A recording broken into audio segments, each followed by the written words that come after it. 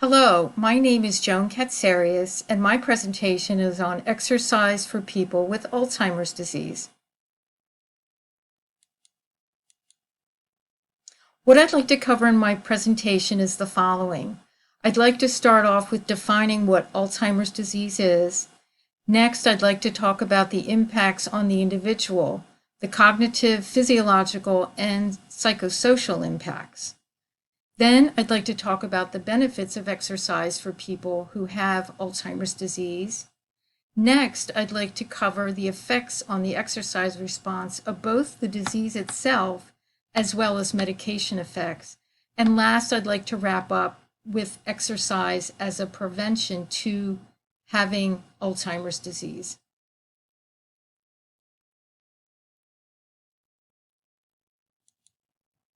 So what is Alzheimer's disease? It's a disease that is a degenerative brain disease, and it's caused by something called amyloid plaques, which are abnormal deposits of a protein that starts to make the brain cells deteriorate and die off. And this affects all motor systems, cognitive systems, all types of neurological systems of the body. And people develop symptoms slowly and gradually over time because this doesn't happen all at once. Eventually, it interferes with their daily tasks, later their movements, and at later stages, speech and total lack of control of their body, their thinking, and everything that goes along with what they used to be able to do before they had Alzheimer's. There's a myth that memory loss is part of aging and it's normal. However, that prevents people from getting it detected early. So people shouldn't ignore things that they might write off as just being part of getting older. They should get everything checked out early because early detection means you can get treatments that may help prevent or stave off the worst effects of Alzheimer's. There is a difference between Alzheimer's and dementia. Sometimes they're used interchangeably, but Alzheimer's is a specific brain disease, and as you can see from the chart here, it accounts for most of the dementia cases.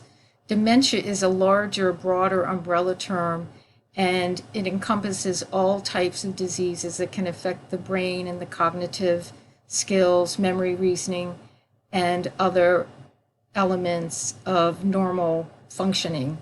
So think of it as a specific disease that causes dementia.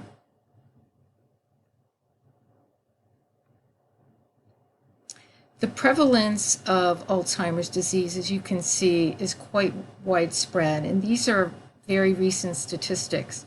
As you can see, more than 6 million people are living with the disease in the US. 1 in 3 seniors will die with Alzheimer's or another type of dementia. They may die from other causes, such as pneumonia or cardiovascular disease. They may have wasting and dehydration that can lead to their death.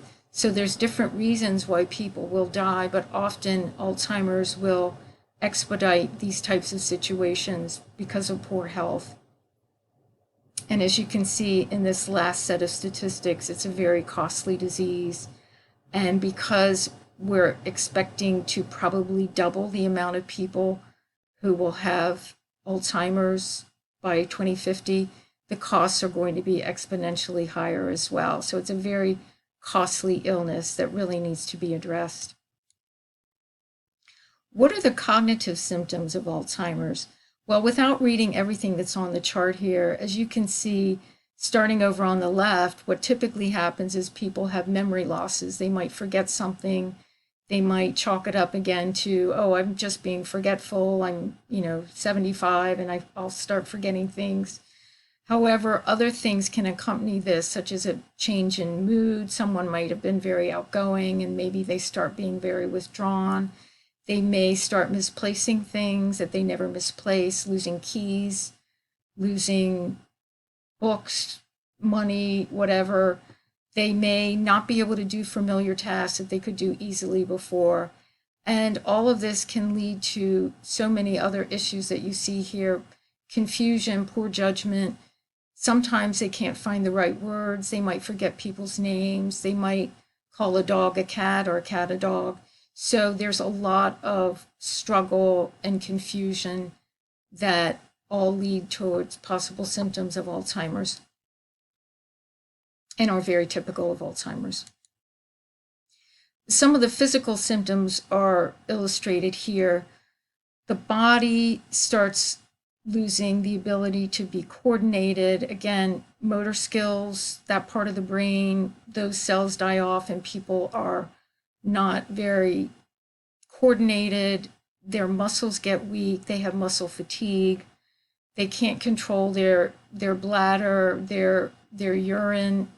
They can't do any of that on their own sometimes. And that's very upsetting, of course, to any adult. Their sleep can be disrupted. They might be restless at night. They just might not be able to get their rest when they need it. They may have a stiffening of the muscles, and this can be due to certain issues with their joints and atrophy of muscles, which is also something related to the brain deterioration. And they can also have seizures, twitches, and they can walk with kind of a shuffle or a dragging. And again, these are because certain motor neurons are starting to deteriorate in their body because of the illness. The psychosocial symptoms can be some of the most upsetting for the individual who has Alzheimer's, but also for the family. So they can be very depressed and anxious, have feelings of helplessness. Their role in the family will change. Their role in their job will change. So everything is tossed about and it causes isolation. People are not feeling like themselves, and people will retract from the loved one who has Alzheimer's because they might not be recognized. They might not be able to know how to interact. So it's a very isolating illness, can be a very isolating illness. So there's lots of benefits for exercising for people who have Alzheimer's disease. They need their exercise. It will help them be stronger. It will help them improve their walking and balance. They will have fewer falls, and falls, of course, are very detrimental to anyone who is in their senior years. They'll have better endurance, better cardiovascular functioning. They'll sleep better.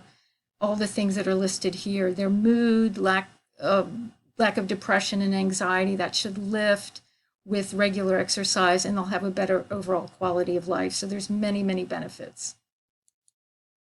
So the way the disease can affect the ability to exercise or the exercise response is the reduced executive function. Is the mental processes might make it hard for people to follow instructions or do things in an orderly way.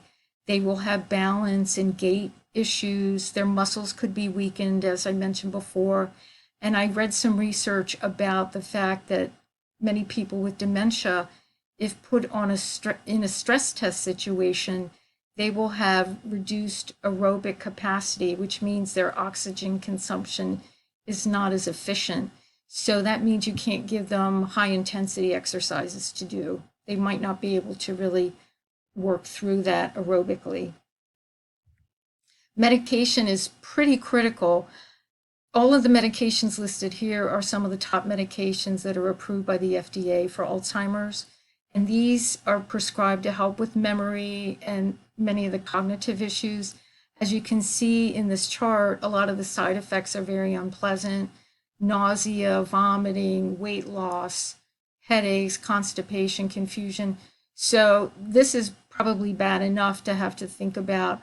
On top of this, though, what sounds like it could be even more detrimental to someone with Alzheimer's is the fact that they often get prescribed antidepressant and antipsychotic medications, which can make them drowsy, and in some cases can even exacerbate some of the Alzheimer effects, like the cognitive confusion. That doesn't necessarily abate when you're taking these other drugs. So it's very important to have someone who's about to exercise checked out by a physician to see what could be affecting their ability to participate in an exercise program. So how can you maximize the effects of exercise? Well, you need to plan ahead. If you're the person who is planning the exercise regimen or plan, you need to make sure that a physician is consulted, check out what drugs the person is taking, make sure you know about any exercises that should definitely be avoided from the standpoint of the doctor. Plan for having your sessions in the morning. That's when Alzheimer's patients or people with Alzheimer's will have less severe symptoms. Check out the workspace that they might be using to make sure there's no hazards, like any cords or a very slippery floor, or maybe some throw rugs that could be a hazard. Arrange for a grab bar or a rail in case they need that for balance. And there may be cases where exercise has to be done in a different setting, in a chair, or maybe even on a bed, or maybe on a mat. So that might suit the individual better, and you can plan ahead for that. So during the exercise session, to maximize positive benefits, you want to make sure that there's always someone with the individual with Alzheimer's disease. If they're early stage, they might be able to do some exercises alone, but it's probably better just for security to make sure someone is there to spot them and be with them in case they need help. Always make sure there's warm-up exercises. Make sure exercises are broken down into simple steps. Make sure that if anything happens, like they feel sick or they have a pain or any other unpleasant experience, that the activity is stopped. Don't do high-intensity exercises, and make sure that you can experiment with things that are fun and find out what that individual might want to do. And there's some ideas listed here: gardening, swimming, dancing, yoga, or Tai Chi are all good possibilities.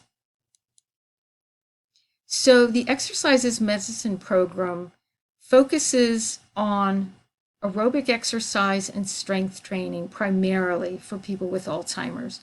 So for aerobic exercise, this could be swimming, brisk walking.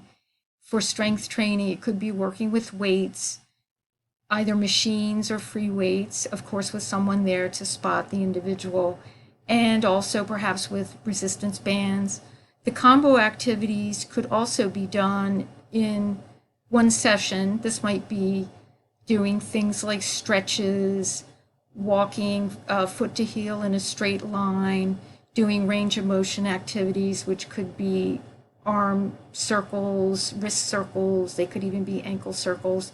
So all of these together, and the aerobic exercise at least 5 times a week, strength training 2 days a week or more with alternate days in between, and combo activities 2 or 3 days a week are what's recommended. So it's very important to know that people with Alzheimer's disease and dementia should be exercising, definitely. However, lifestyle changes can help prevent dementia or the onset of really severe types of illnesses from dementia.